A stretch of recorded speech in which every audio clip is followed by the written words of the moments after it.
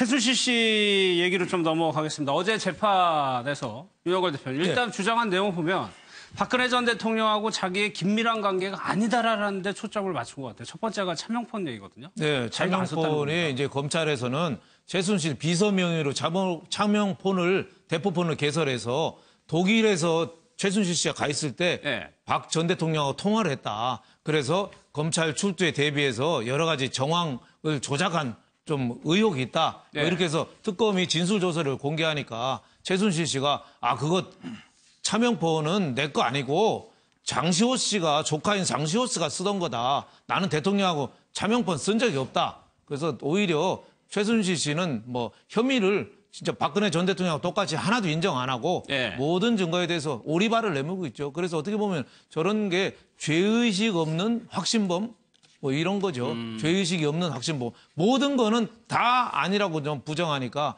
뭐 여러 가지 뭐 정유라 씨 관련해도 모든 거 다 하나도 뭐 인정하는 게 없잖아요. 그래서 어떻게 뭐 법원에서 곧 판결이 나겠지만은 저러면 오히려 형량이 더 좀 무겁지 않을까 저는 이렇게 생각합니다. 그래야겠죠. 아니 이 부분은 차명폰 부분은 이 기주국을 보면은 바로 알 수 있는 거거든요. 그렇기 때문에 특검이 사실 이 최순실 씨가 갖고 있던 그 차명폰이 독일에서 발신이 됐고 그 수신처가 청와대 간접라는 걸 다 확인했지 않습니까? 그렇다고 한다면 그때 당시 독일에 있던 사람이 최순실 씨고 그게 통화할 수 있는 사람은 뭐 누구겠습니까? 뭐 이영선 행정관이나 윤전철 행정관이 했을 가능성은 아무리 낮잖아요. 그러니까 차라리 그렇게 주장하는 것도 아니고 장시호가 썼다고 이야기하는 것 자체가 그럼 장시호 씨가 지금 독일을 안 갔는데 설사 그럼 장시호 씨가 썼던 걸 그럼 자기가 들고 가서 썼다는 이야기인지 그것도 아니거든요. 뭐 자기는 아예 독일에 갖고 가지도 않았다는 식의 논리를 펴고 있는데 이거는 뭐 명백하게 나와 있는 증거 아닙니까? 이런 부분들에 대해서 자꾸만 이렇게 억지를 부리는 것 자체가 저는 스스로의 형량을 보태게 하고 있는 것이 아닌가 하는 생각입니다. 물론 본인 스스로는 이 조그마한 그 혐의 자체를 인정하게 되면 와르르 무너질 수밖에 없다는 생각을 하고 있기 때문에 모든 걸 버티기를 하고 있지만 이런 구체적인 증거, 이 정인들, 정언들 이런 부분들에게 결국 최순실 씨는 무너질 수밖에 없을 것이라는 것이 제 생각입니다. 이 부분 변론 전략은 어떻게 보세요, 선 변호사님? 제가 보기에 저는 그런 생각이에요. 항상 이게 변론할 때는 정말 이게 맞는 거는 맞다고 하고 또 이게 아닌 건 아니라 하고 또 이게 아는 건 안다 하고 모르는 건 모른다 해야 되는데 무조건 이게 모르세요. 또 이게 무조건 아니다. 이건 이게 아주 전략으로 저는 아주 마이너스죠. 오히려 형량에. 제가 보기에 저 부분은 차명폰은 확실히 이거 최순실 한 게 맞는 것 같아요. 근데 떠넘기고 되는데 저거는 재판에 전혀 도움이 안 돼요. 장시호가 쓰던 것이고 통한 적이 없다라고 얘기를 했는데 뭐 재판부가 현명하게 판단을 하겠죠. 또 어제 김미연 소장님 또 얘기한 게 경제 공동체 이 부분을 얘기하면서 삼성동 사저에 있는 가구를 최순실 씨가 치웠다라는 게 하나의 정황이었거든요. 거기에 대해서 좀 부인을 했어요. 근데 본인이 치우기는 치웠는데 그게 이제 대통령의 부탁에 의해서 치웠다는 거죠. 대통령이 시켰다는 시켜서 거죠. 했기 때문에 그런 거고 그러니까 경제 공동체는 말이 안 된다고 의혹을 전면적으로 부인을 했는데 근데 그렇지 않고서야 이 모든 일이 좀 이해가 안 되는 거죠. 왜냐하면은 알기로는 삼성동 집도 최순실 씨의 어머니가 계약을 한 걸로 지금 알려져 있잖아요. 그리고 뭐 박근혜 전 대통령도 지금 그 삼성동 집 구매 자금에 대해서 명쾌하게 지금 밝히지를 못하는 이런 상황에서 약간 추측이 난무하는데 뭐 가구도 최순실 말로는 뭐 대통령이 옮겨라고 얘기했다지만 거기 오랫동안 빌딩 관리인의 진술서에 보면은 최순실 씨 임의로 했다고 또 주장을 하거든요. 그러니까 여러 가지를 정황을 봤을 때 저는 최순실 씨하고 박근혜 전 대통령하고 관계는 경제 공동체를 넘어선 경제 공동체가 아니라고 하면 좀 이해가 안 되는 부분이 너무나도 많기 때문에 이걸 뭐 이번에 무조건 또 우겨가면서 아니라고 우겨갖고는 지금 말씀하신 대로 될 문제가 아닌데 이제는 좀 최순실 씨도 좀 이야기를 좀 해서 좀 국민들도 좀 이런 불이익에서 좀 벗어나가게끔 해줬으면 좋겠다는 생각이 좀 간절합니다, 저는. 뭐 이 부분은 둘 간의 대화라서 증거는 없는 건데 이게 처음에 이런 거였죠. 왜 남의 거를 본인이 치우느냐. 그렇죠. 그러니까 지금 최순실 씨 주장은 지금 박근혜 전 대통령이 치우라고 이야기를 했다고 하지만 그걸 지금 확인해 줄 수 있는 사람이 박근혜 전 대통령밖에 없잖아요. 그러면 과연 박근혜 전 대통령이 저렇게 이야기를 했을까?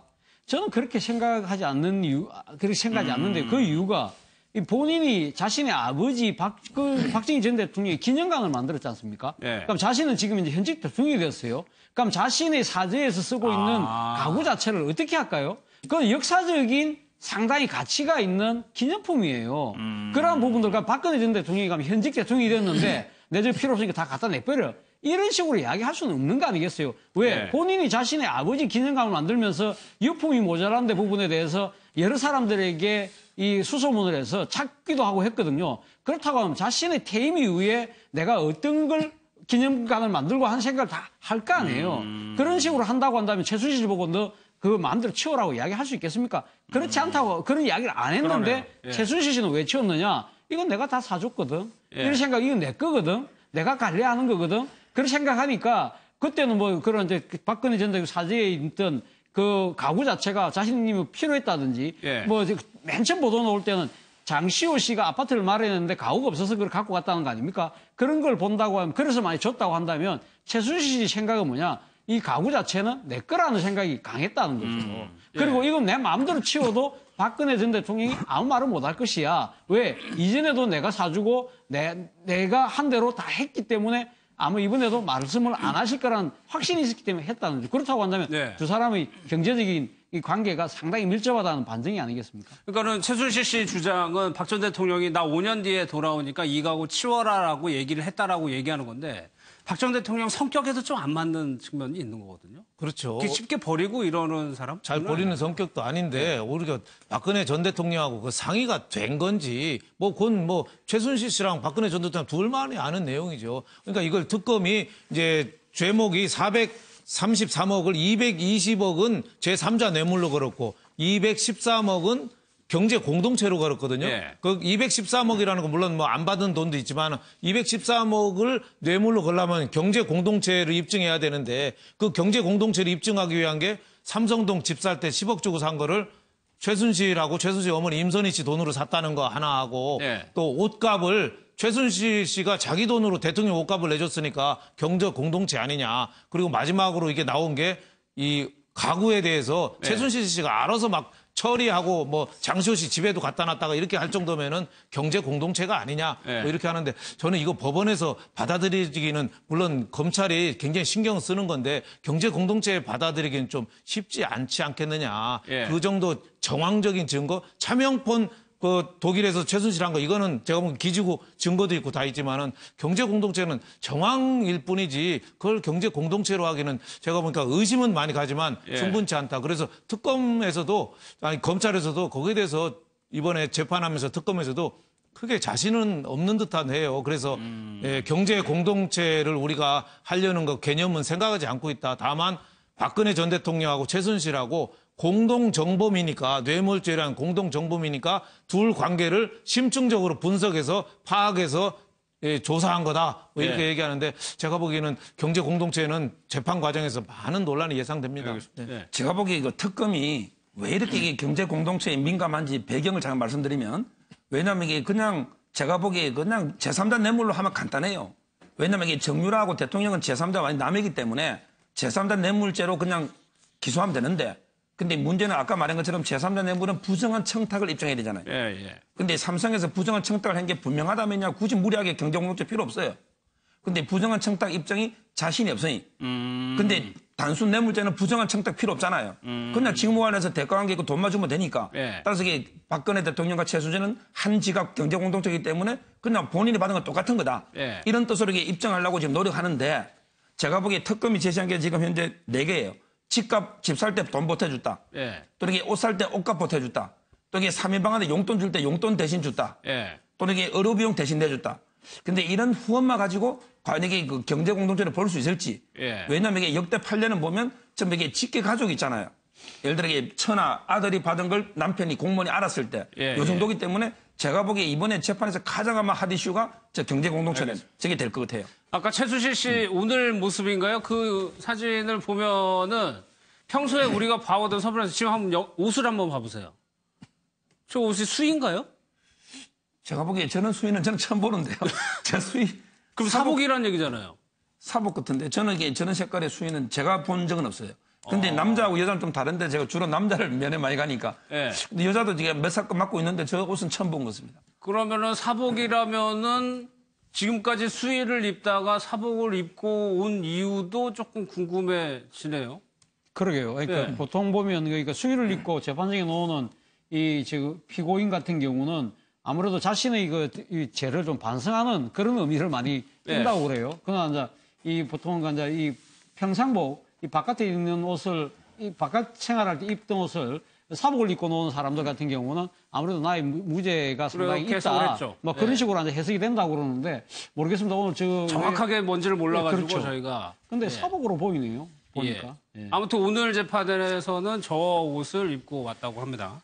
어제 어떤 최순실 씨가 안민석 의원을 실명을 거론하면서 수사해야 된다라고 주장을 했는데 과거의 영상을 좀 한번 보고 오겠습니다. 존경하는 국민 여러분, 2014년 4월 8일 이 자리에서 최순실의 국정농단을 처음 세상에 알린 경기 오산 출신 더불어민주당 안민석 의원입니다. 장시호 정인, 제가 미우시죠? 네. 인간적으로는 미안하게 생각을 합니다. 괜찮습니다. 장시호 씨가 이모를 잘못 만난 운명이라고 생각을 하십시오. 네. 개인적으로 저를 미워하지는 마십시오. 꼭 뵙고 싶었습니다. 정유라, 역시 최순실은 그래도 엄마였던 것 같습니다. 정유라 이야기에 눈물을 흘렸고 정유라를 검찰이 잡아서 들어오기 전에 자진 귀국하도록 할 설득할 의사가 있느냐, 거기에 대해서 아무런 답을 하지 않았습니다. 자, 교수님, 사실 안민석 의원이 2014년이니까 굉장히 빨리 문제 제기를 한 거였습니다. 안민석 의원이 그 체육계의 또 마당발이지 않습니까? 그렇기 때문에 상당히 체육계에서 나왔던 이야기를 제일 먼저 이 자신의 안테나에 딱 걸린 거죠. 예. 그래서 그 부분을 제일 먼저 그 주장을 했고, 그래서 정유라 씨의 그 승마협회, 승마대회에서 2등 그 있고 그 일 이후에 승마협회가 완전히 이 평지풍파를 맞지 않았습니까? 그때 당시에 이제 체육국장 노태강 국장하고 또 그 가장이 경질되고 하는 부분들을 제일 먼저 정치적으로 이 상당히 문제가 있는 이런 행위였다는 걸 갖다가 국회에서 제기를 했고, 그때부터 정유라 씨를 딱 집어서 계속적으로 이 정유라의 국가대표 선발 문제, 그리고 또 그 처우에 대한 문제, 그리고 지원에 대한 문제를 계속적으로 끊임없이 제기를 했던 거죠. 그때 당시 국회 내에서는 당시 여당이었던 새누리당 의원들이 상당히 일종의 정치 스크럼을 짜다시피 하면서 안민석 의원을 그 공격을 방어를 해냈었는데, 그랬죠. 그렇기 때문에 최순실 씨는 그때만 하더라도 전혀 수민위로 드러나지 않고 그때 당시는 정유라는 이 정윤회의 딸이었던 것이지 최순실하고 고리는 전혀 나타나지 않았던 거죠. 먼저 떠올렸죠. 그럴 때 그때만 하더라도 사실은 안민석 의원은 그때만 하더라도 정유라와 정윤회, 박근혜 전 대통령 그 관계로 아마 생각했던 것 같아요. 그러면서 점점점 파고가면서 사건 실체에 접근한 것이 아닌가 하는 생각입니다. 그런데 자기 딸 잘해서 됐다고 본인은 그렇게 생각을 하고 있는데 이거를 문제 삼은 의원을 수사해라. 법정에서 그냥 아무 말도 다 해도 되는 겁니다. 그러니까 그렇게 얘기하는 거를 적반하장이라고 하죠. 적반하장. 그러니까 최순실 씨 기준으로 보면은 어떻게 보면 정유라라는 딸에 대한 삐뚤어진 애정이 오늘날 이렇게 국정농단까지 벌어진 거예요. 하나는 삼성 뭐 돈 받은 거, 그 실지 받은 건 78억이지만 그거 받아서 이재용 회장부터 다 구속당하고 이렇게 판이 커졌고 또 하나는 저런 또 경마, 또 승마, 또 이쪽 또 이대 입학. 그렇죠. 이대 입학 교수 또 그렇게 삐뚤어진 애정 때문에 이렇게 커졌는데 딸을 어떻게 보면은 제일 힘든 게 한 게 누구겠습니까? 안민석 의원이 어떻게 보면은 저것도 참 역사적인 딜레마예요. 세월호 나기 그러니까 불과 8일 전에 4월 8일 날 안민석 의원이 국회에서 처음 터뜨렸거든요. 그러니까 최순실이가 또 미워하는 건 또 대통령이 또 미워하게 됐어요. 그래서 어제 재판에 그런 얘기 했잖아요. 김종덕 전 문체부 장관이 대통령 보고를 하는데 대통령이 두 사람한테 체육계 추천을 받지 말아라. 한 사람은 김무성 대표 당시 대표가 뭐 태권도 진흥협회 또 청거해서 했었는가 봐요. 예. 그때도 그런 거 받지 말라고 하고 또 하나는 안민석 같은 사람한테는 절대 추천받아서 누구 임명하자 말하면서 그때는 알고 얼굴이 완전히 찌푸러져서 예. 대통령이 지시를 했대요. 그러니까 최순실 씨가 옆에서 이렇게 얘기를 했겠죠. 그러니까 네, 나쁜 사람이라고. 좀 심하게 얘기하면 박근혜 전 대통령은 최순실 씨의 꼭두각시라고 해도 지금 어떻게 보면은 그렇게 좀뭐 꼭두각시라는 말은 좀 표현이 좀 강합니다만은 예. 그렇게 표현해도 지나치지 않을 정도로 최순실이 생각을 그대로 대통령이 지시를 한 거죠. 어떻게 보면 참 그건 말이 안 되고 또 최순실에 대해서 뭐 독일에 재산 2조 있는 거, 차명본 뭐 모든 거를 또 안민석 의원이 또 최근까지 추적을 했었죠. 그렇죠. 물론 뭐 오바해서 좀 사실이 아닌 것도 좀 많이 좀 있습니다만은 예. 그래도 많이 추적하고 하는 데는 직접적으로 뛴 국회의원 중에 한 분이죠. 예. 최순실이 저 말은 이제 이거 정유라가 정당하게 국가대표가 됐는데 예. 왜 이게 부정하게 된 것처럼 폭로하느냐. 따라서 이 안민석 의원을 명예훼손으로 수사해달라. 명예훼손? 이런 주장인데요. 예. 저는 이게 두 가지 이유로 안 되는 게 첫째는 이게 대정부 질문이잖아요. 대정부 질문은 이게 바로 면책 특권이 있어요. 예. 이게 안 되고요. 두 번째 면책 특권을 떠나가지고 밖에서 했다 하더라도 예. 우리 형법 310조 보면 항상 이게 공익을 위해서 폭로했는데 이게 진실이거나 또 이게 진실이 아니더라도 믿을 만한 상당한 이유가 있으면 무조건 위협성이 조각돼요. 예. 그럼 이게 안민석 의원은 공익을 위해서 했지 사적 감정한 거 아니잖아요. 예. 또 이게 저게 진실이면 당연히 죄가 안 되고 진실이 아니더라도 안민석 의원은 제보를 받았을 거 아니에요. 그럼 이게 상당한 이유가 있으면 어차피 조각돼요. 그러니까 안민석 의원이 처벌될 가능성은 제가 보기엔 면책특권 때문에 제로지만 예. 그게 아니더라도 어차피 이게 죄가 안 된다. 그러니까 저 최순실의 주장은 전혀 이게 근거가 없다. 조사할 뭐 죄가 있어야 조사할 거 아닙니까? 이런 그런데 저는 최순실 씨가 지금 구치소에 들어간 지 좀 됐죠? 들어갔더니 아직 법에 통달한 것 같아요. 여기서 보니까 뭐 편파 수사하니까 막 특검하라 막 얘기하고 지난번에 또 특검에 출두할 때는 이거 또 민주주의가 아니라고 또 소리 지르고 예. 그거 보니까 안에 들어가서 아주 법에 지금 통달이 뭐 언제쯤 나올지는 모르겠지만 나오면 아주 법에 통달해서 나올 수도 있다고 저는 생각이 좀 드네요. 알겠습니다. 마지막으로 이거 하나 볼게요. 지금 차은택 씨에 대해서 그러니까 국정농단에 대해서 첫 번째 구역이 아직까지는 안 된 것 같아요. 지금 계속 이게 저 방청하고 있는 기자하고 계속 연락을 해보니까 아직까지 저도 이게 이런 것도 처음 봐요. 왜냐하면 10시에 시작했거든요. 보통 이 결심 공판은 최종 변론만 하고 구형하고 최후 진술화 끝나는데 원래 빨리 나오죠. 그렇죠. 이렇게 오래 하는 거는 참 처음 보고요. 그래서 구형이 저도 상당히 궁금한데 아직 안 나온 걸로 보이고요. 그다음에 이거 블랙리스트 재판은요. 이 부분은 이게 제가 항상 강조하지만 뭔가 이게 칼과 저울을 동시에 고른다. 그 말이 이게 블랙리스트는 정말 칼로 엄벌할 범죄지만 여기 저울로 형량을 잘 재보면 저는 이게 김기춘 실장이나 신동철 이런 분들에게 주도했고 조윤선 장관은 상대적으로 좀 가벼운 것 같아요. 따라서 이게 그 형량을 잘 조절해서 저는 이게 그 조윤선 장관은 이미 있던 걸 묵인 방조한 거니까 뭐 제가 조윤선 장관의 변호인은 아니지만 저는 이게 그 형량을 좀 잘 조절해야 되지 않을까 이런 생각이 들어요. 여기에 검찰이 어느 정도를 구형하느냐가 좀 시금자가 될 수 있습니까? 앞으로? 그렇죠. 이게 저분의 혐의가 가장 큰 거는 이제 그 포레카 광고에서 강탈하려는 이런 혐의 외에도 여러 가지 개인 또 횡령 혐의가 여러 개 있거든요. 아마 이게 구형량을 보면 통상적으로 이게 구형량의 한 절반 정도 3분의 1에서 한 2분의 1 사이에 보통 선고형이 나오고요. 따라서 이게 구형이 뭐 절대적인 건 아닙니다. 그렇죠. 그런데 그래도 일단 검찰의 의지 정도 다른 사람의 구형을 가늠해보는 이런 기준은 될 것 같아요. 알겠습니다.